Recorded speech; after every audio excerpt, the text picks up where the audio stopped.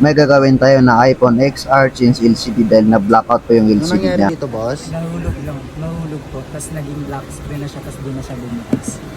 Black screen. Nangat na yung LCD, guys. Ayan, oh. Tapos medyo matigas na dito yung switch. Check na lang natin. Check ko po muna, sir.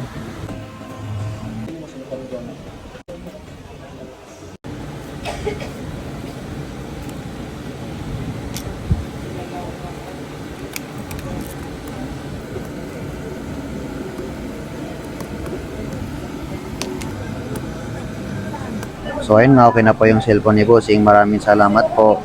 So nakita daw niya po tayo sa TikTok.